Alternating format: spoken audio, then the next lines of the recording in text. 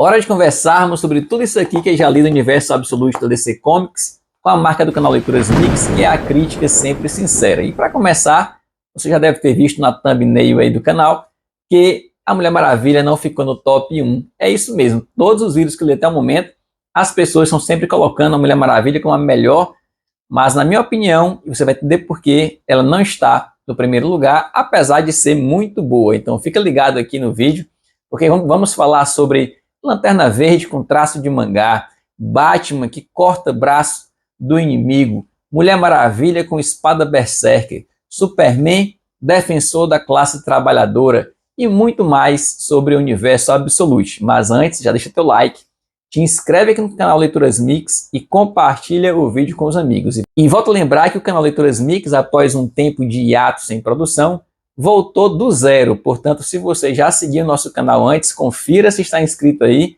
para realizar a sua inscrição, caso não esteja até o momento, tá bom? Então, sem mais enrolação, vamos começar ranqueando do último para o primeiro, na minha opinião, na minha preferência, e no final vou deixar um spoiler para vocês da minha leitura atual, que não é do universo Absolute, mas também é da DC Comics, porque é algo bem interessante. Então fica até o fim para você ver essa novidade também. E vamos fazer aqui uma ressalva inicial, que é um pouco injusta essa avaliação, porque algumas revistas eu já li 3, 4 volumes, enquanto algumas só li a primeira, mas eu vou avaliar tudo com base no que li até o momento, começando o nosso ranking com Lanterna Verde em último lugar. Significa que eu não gostei? Não, não significa isso. Eu gostei bastante de Lanterna Verde, que para quem não sabe ainda, é o meu personagem favorito da DC Comics, porque sempre admiro o poder da força de vontade como ferramenta para superar as dificuldades do caminho. Para mim isso é uma lição muito importante para a nossa vida. O que surpreende aqui é o traço bem de mangá. Olha só este traço aqui, se você não reconhece um personagem do Dragon Ball Z, por exemplo, nesse penteado, do Hal Jordan.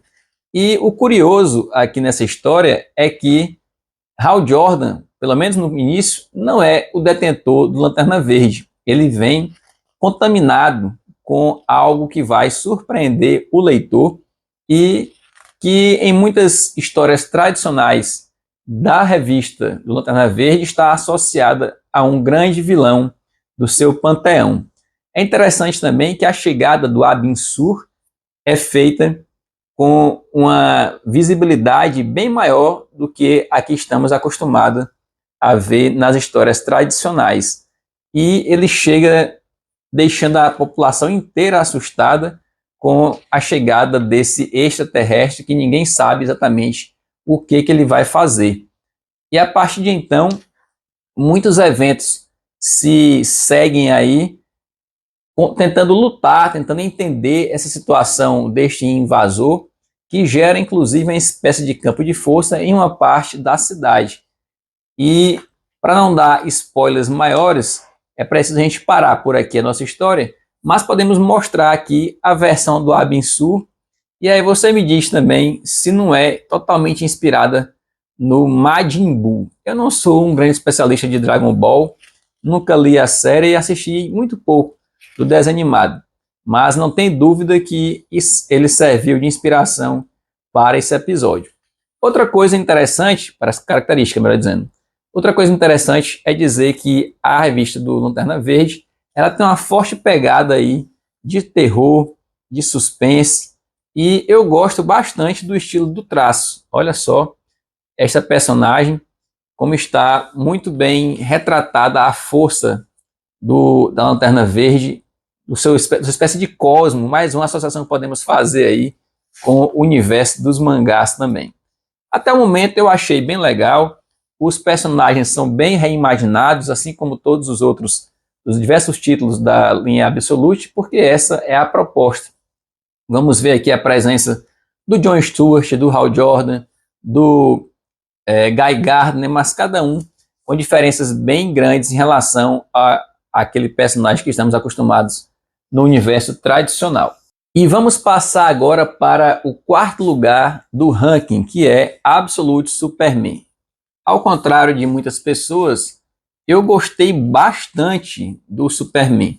Não curti muito a primeira edição, achei um pouco abaixo, mas à medida que a história foi avançando, eu fui cada vez mais me envolvendo com ela e me sentindo bastante feliz de ter a oportunidade de seguir com essa leitura. Vamos ver aqui um Superman com uma capa bem diferente, que na verdade é formada pela poeira cósmica, que o acompanha lá de Krypton. Outra marca que diferencia do Superman tradicional é o fato de ele ter vindo de Krypton já em um tamanho bem diferente do universo em que ele veio como bebê. Aqui ele já veio assim, um adolescente, e a história vai retratar a família do Kal-El lá em Krypton como participando de uma guilda trabalhadora que enfrenta aí a classe científica. O universo de Krypton, o planeta Krypton é marcado aí por uma divisão de castas muito intensa e a classe trabalhadora ela é desprezada. Os pais do Kal-El, o Jor-El e a sua esposa, eles são cientistas bem renomados lá, não com boa fama, digamos assim, mas com grande conhecimento da ciência e que procuram lidar de alguma forma com os danos ambientais que vêm ocorrendo no planeta Krypton. A classe científica tenta esconder isso do restante da população, enquanto eles tentam se preparar para o fim do mundo que se aproxima.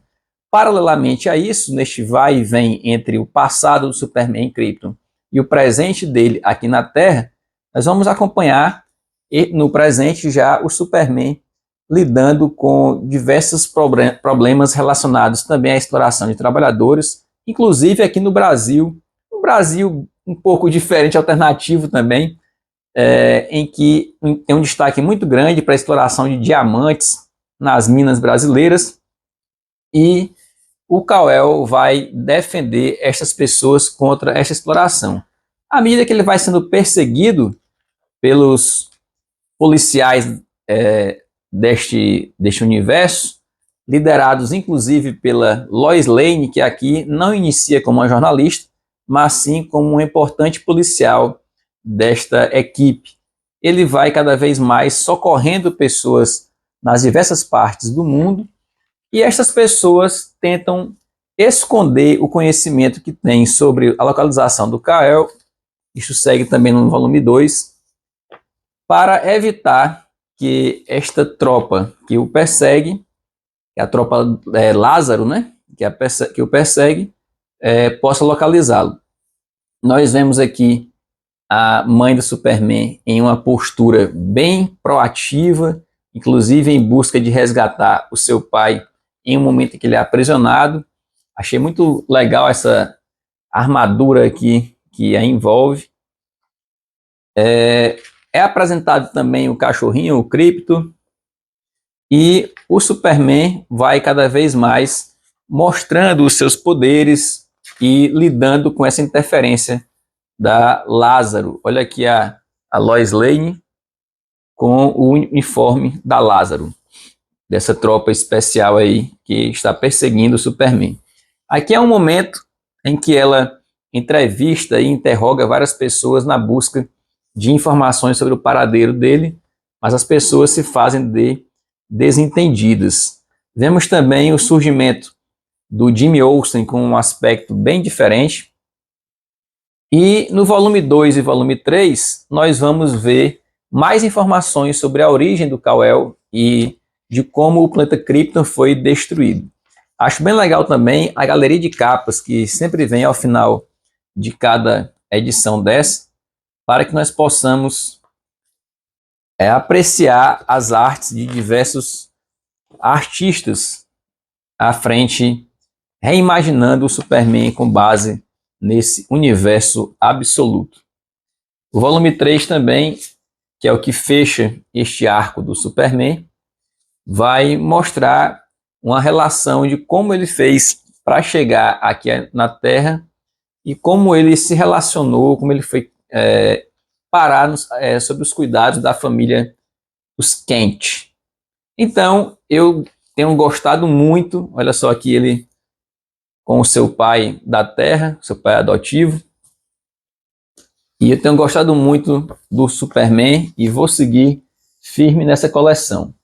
Em terceiro lugar no ranking nós temos Absolute, Caçador de Marte, e desse aqui até o momento eu só li o volume 1. Muito legal essa história, um Caçador de Marte bem mais psicodélico. A história inicia com o personagem sendo vítima de uma explosão, um atentado terrorista, e ele sobrevive, e a partir daí ele vai perceber cada vez mais a presença de uma presença estranha no começo, que ele não consegue entender o que é, e aos poucos ele vai percebendo que está entrelaçado com essa presença extraterrestre que dá a ele uma consciência maior, uma percepção dos pensamentos das pessoas que estão ao seu redor.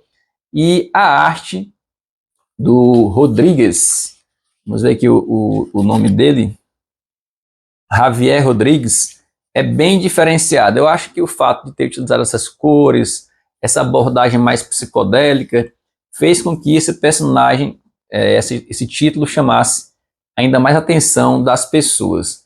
Espero ver os outros volumes para saber se vai ter um desenvolvimento maior, assim como já percebi no Superman, na passagem do volume 1 para o volume 2. E à medida que o personagem do Caçador de Marte, que vai ser aqui vai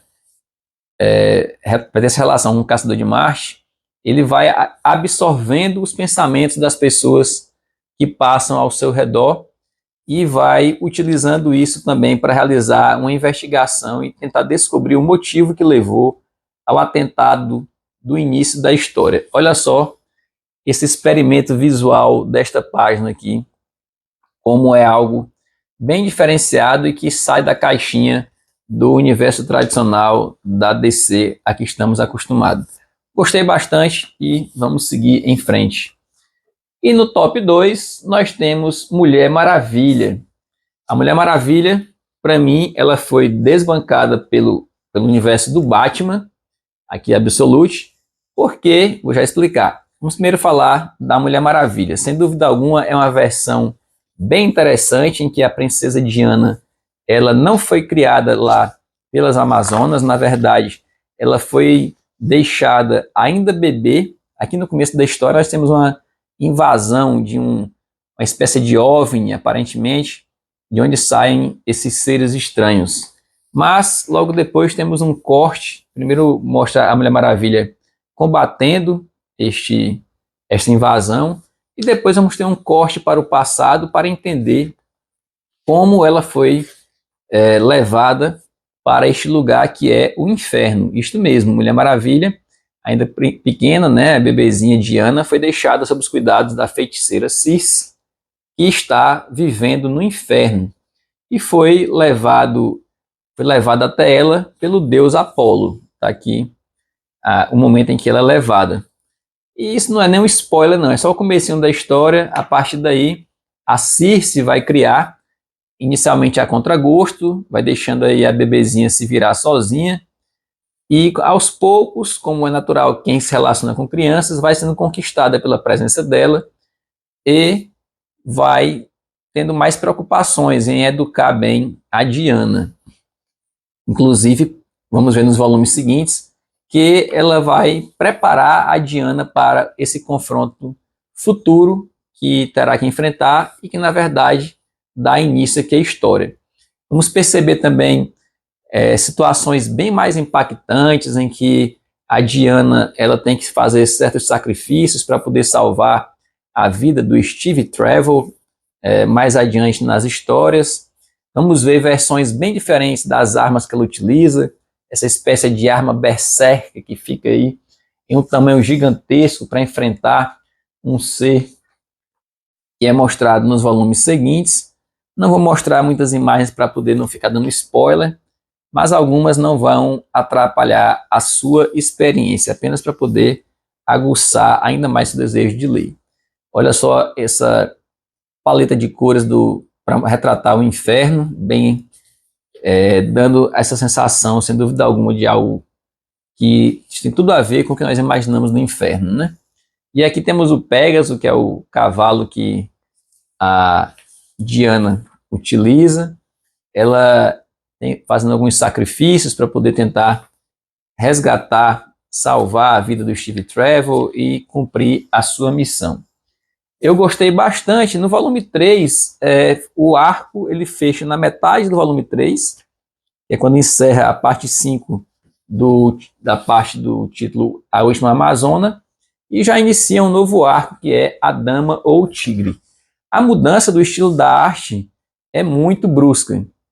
A gente vê esse tipo de traço no primeiro arco, as 5 partes do primeiro arco, e a gente já está acostumado com ele, e de repente, quando muda, passamos a ter a arte de Mattia de Iulis, e vamos para esse estilo aqui mais realista, uma arte mais computadorizada, porém é uma arte muito bonita também. No começo eu tive uma dificuldade de me adaptar, porque foi uma mudança brusca que eu não estava esperando, mas logo eu gostei bastante. Olha só, esta imagem aqui da Mulher Maravilha, bem realista.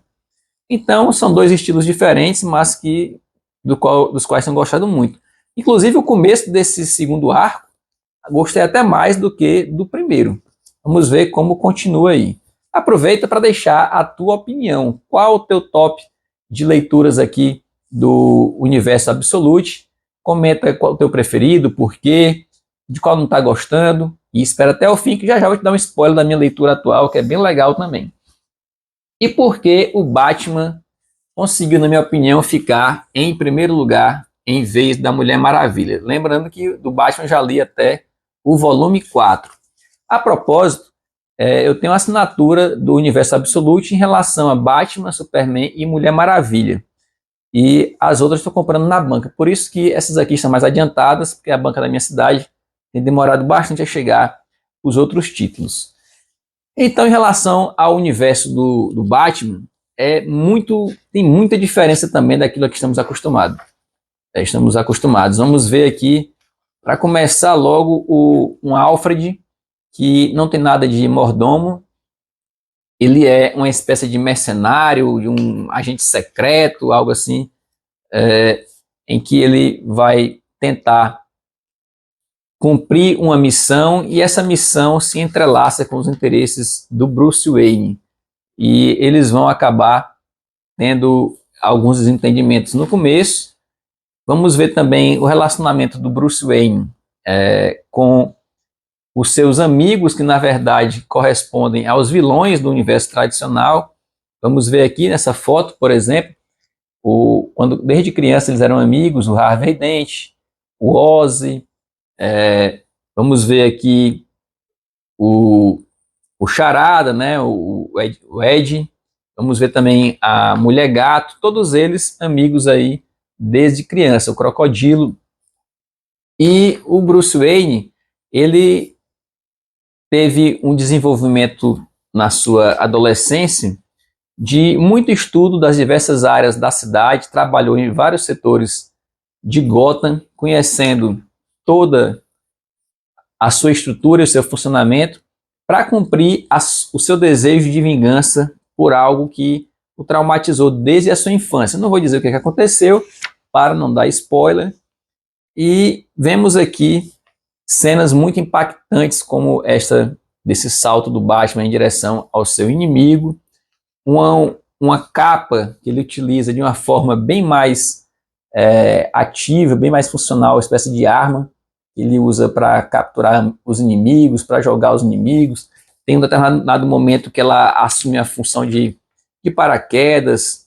É muito legal essa parte aqui do confronto do Batman com esse vilão, em que o Batman saca essa espécie de ferramenta para poder enfrentar o vilão, e de repente vira um enorme machado.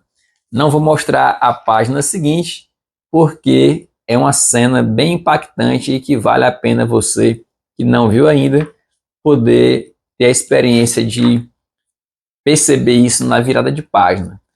A história também, ela, assim como a do Superman, ela vai e vem entre o presente do Batman e o passado, no flashback, mostrando o relacionamento dele com o seu pai, que nessa história também não é um bilionário, nem um milionário. É um professor que inclusive o professor da turma do Bruce Wayne, quando criança, que está com eles no zoológico, levando-os para passear, porque o Bruce Wayne tinha conseguido uma vitória lá em uma espécie de feira de conhecimento, com uma criação que ele fez de uma ponte móvel, uma maquete de uma ponte móvel inspirada nos morcegos. E daí ele conseguiu ganhar esse prêmio para poder levar a sua turma para passear nesse zoológico. Só que aquilo que era para ser um dia bem legal, bem divertido, acabou virando um dia bastante trágico. É muito impactante também esse momento em que o Batman passa a usar a sua capa nesse formato aí, que ela dispara com uma espécie de espinhos. A capa do Batman aqui parece muito a do Spawn, tem ali quase que uma vida própria, só que a do Spawn ela tem até uma independência da vontade dele, mas até o momento a do Batman aqui é utilizada de acordo com a sua vontade.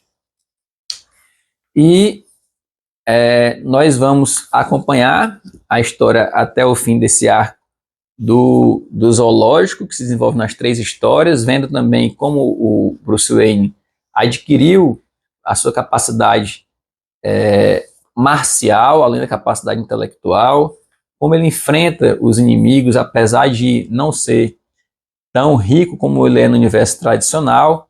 Vamos ver também o momento em que aparece o Batmóvel, que é algo que me chamou muita atenção também.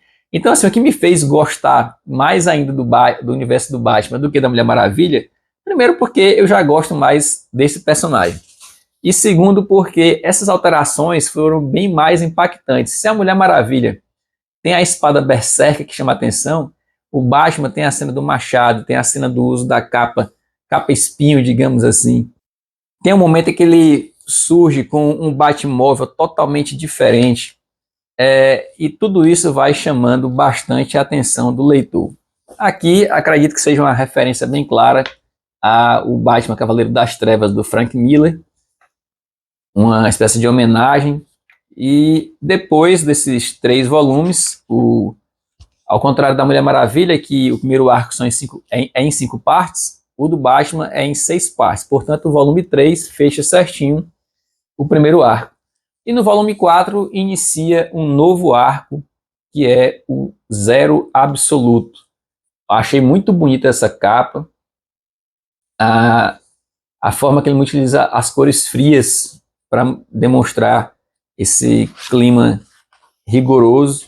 E vamos acompanhar aqui o Victor Fries, ou Victor Freeze, não sei, que vira depois aí o inimigo do Batman, que utiliza sempre essa questão do frio em seu favor. Porém, nesta história, o verdadeiro vilão não é o Victor Freeze, mas o Victor Freeze Jr., que vai enfrentar o Batman por motivações que são reveladas aqui na história, e não vou dizer também pelo mesmo motivo de evitar spoilers que estraguem a sua experiência. Vemos que sempre o universo absoluto é marcado por referências bastante diferentes das tradicionais. E outra coisa marcante do universo do Batman que percebi aqui é que aos poucos, ao final, quase que ao final de cada história, ele vai dando uma piscadela para adiantar como serão os vilões, os futuros vilões, né? No final, acho que no final da primeira parte logo, já aparece um vislumbre do Coringa. Olha aqui, ó. Aí no final da segunda parte aparece um vislumbre da Mulher Gato, da Selina Kyle. Aqui ainda em sua infância, né? E assim continua. Há um momento em que se faz referência ao Bane, que ainda vai surgir, que não apareceu aqui nesses 4 primeiros volumes. E esta daí, meus amigos, é a minha opinião. O meu ranking é este: em primeiro lugar, o Batman; no segundo lugar, a Mulher Maravilha; o terceiro lugar, o Caçador de Marte; o quarto lugar, o Superman; e em quinto lugar, o Lanterna Verde. E eu não tive coragem de comprar o Flash, porque eu não tenho sorte com histórias do Flash, normalmente não gosto delas, e acho que não vou curtir muito essa do Absolute também. Estou esperando sair mais volumes dessa versão do Flash, ver o que as pessoas estão comentando, para saber se vou me arriscar ou não. Se você já leu o volume 1 do Flash, comente aí a sua opinião, se eu devo dar uma chance, se você gostou, o que está achando. E como prometi, para encerrar o vídeo, um vislumbre da minha leitura atual, que é algo belíssimo e que há bastante tempo eu queria adquirir, e comprei recentemente em uma super promoção da editora Panini, acumulando desconto de assinante, acumulando cupom de influência que sigo, que é Jack Kirby, o Quarto Mundo de Jack Kirby, nessa versão belíssima, e isso aqui pesa muito. Comprei o volume 1 e o volume 2. A minha leitura atual é esta daqui. Se você não conhece ainda, olha só que coisa bonita. Vamos comparar aqui com o tamanho, formatinho americano, ó. Olha a diferença de tamanho do formato americano para esta gigantesca edição do Quarto Mundo do Jack Kirby. É a minha leitura atual. Quando você tira essa caixa por baixo, se você não conhece ainda, é bom ressaltar que essa caixa é realmente de boa qualidade, bem resistente. E vem com essa capa belíssima. Do outro lado nós temos aí o Jack Kirby. Vem com fitilho marcador. Eu achei muito bonita essa guarda também, bastante colorida. E comecei a ler, estou aí, não li ainda, nem cheguei ainda às primeiras 100 páginas, mas estou próximo de atingir essa marca. Este volume 1 tem mais de 800 páginas e é realmente muito interessante poder ler em um formato tão grande esta arte primorosa do Jack Kirby. Então, meus amigos, por hoje é só. Se você curtiu esse vídeo, deixa aqui registrado que curtiu, comenta aí embaixo, se inscreve no canal, compartilha com os amigos e até a próxima. Tchau!